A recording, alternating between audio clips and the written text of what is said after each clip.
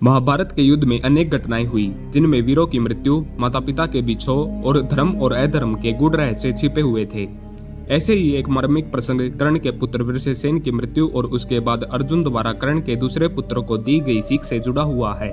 यह प्रसंग केवल युद्ध की क्रूरता ही नहीं बल्कि अक्षत्रिय धर्म की करुणा और सत्य की गहराई को भी प्रकट करता है। वृषसेन की वीरगति। महाभारत के 18वें दिन कर्ण और अर्जुन के बीच घोर युद्ध हुआ। कर्ण जानता था कि अर्जुन को हराने के लिए उसे अपनी पूरी शक्ति लगानी होगी, इसलिए उसने पहले ही अपने पुत्र वृषसेन को युद्ध भूमि में भेज दिया था। वृषसेन एक पराक्रमी योद्धा था और अपने पिता के समान धनुर्विद्या में निपुण था।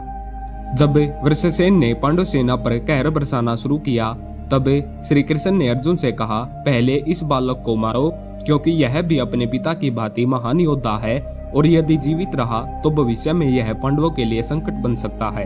अर्जुन ने भगवान श्री कृष्ण की बात मानी और अपने तीरों से वृषसेन को भी मार दिया।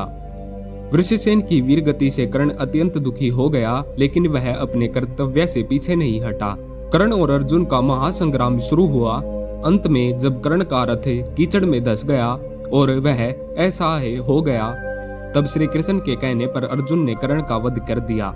कर्ण की मृत्यु के बाद जब अर्जुन को यह ज्ञात हुआ कि कर्ण वास्तव में उनकी मां कुंती का पुत्र है और उनका बड़ा भाई था, तो उसे गहरा आघात लगा। अर्जुन ने सोचा, मैंने अज्ञानता में अपने ही भाई की हत्या कर दी। क्या यह धर्म था? क्या यह उचित था? कर्ण के छोटे पुत्र का रोदन। युद्ध समाप्त होने के बाद कर्ण का छोटा पुत्र, जो अभी किशोर अवस्था में था, अपने पिता के शव के पास आकर विलाप करने लगा। उसने कर्ण के मृत शरीर से लिपटकर कहा, पिताश्री, आपने मुझे हमेशा धर्म का मार्ग सिखाया था, फिर आपको अधर्म से क्यों मारा गया? आपने हमेशा दानवीरता और सत्य का पालन किया, फिर भी आपको छल से क्यों मारा गया? अब मैं किसके सहारे जीवित रहूं? कौन मुझे पिता के प्रेम की छाया देगा? उस बालक का क्रोध सुनकर अर्जुन का हृदय द्रवित हो उठा। उसे अपने कर्तव्य पर और भी अधिक पछतावा हुआ। अर्जुन ने कर्ण के पुत्र को क्या समझाया? अर्जुन ने धैर्यपूर्वक कर्ण के पुत्र को अपने पास बुलाया।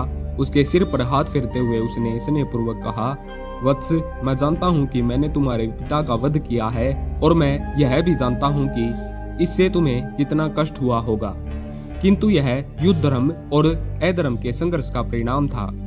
तुम्हारे पिता कर्ण महान योद्धा और महादानी थे। मैं स्वयं उनके पराक्रम और गुणों का सम्मान करता हूँ। फिर अर्जुन ने उसे धर्म को समझाया।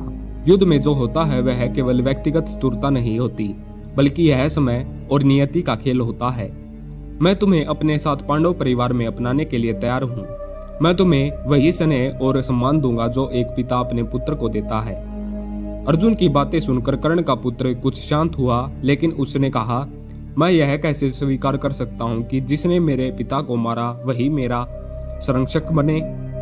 अर्जुन ने उत्तर दिया, वत्स, यह समय घृणा का नहीं बल्कि सत्य को समझने का है। तुम्हारे पिता ने भी अंत तक अपने धर्म का पालन किया, किंतु मैं तुम्हें समझाना चाहता हूँ कि तुम्हारे भविष्य को सुरक्षित रखने के लिए मैं सदा तत्पर रहूंगा। अर्जुन की करुणा और भविष्य की राह। कर्ण के पुत्र के प्रति अर्जुन के प्रेम और करुणा को देखकर श्री कृष्ण भी मुस्कुराए और बोले, देखो, यह धर्म का मार्ग ही है जो एक योद्धा को दूसरे योद्धा के प्रति दया और सहानुभूति दिखाने की प्रेरणा होती है। कर्ण के पुत्र ने अर्जुन के प्रस्ताव को स्वीकार किया और आगे चलकर उसे योग्य शिक्षा और सम्मान प्राप्त हुआ। उसने यह समझ लिया कि जीवन केवल प्रतिशोध लेने के लिए नहीं बल्कि अपने पिता के गुणों को अपनाकर आगे बढ़ने के लिए होता है। यह प्रसंग महाभारत की गहराई और उसके दार्शनिक संदेश को दर्शाता है।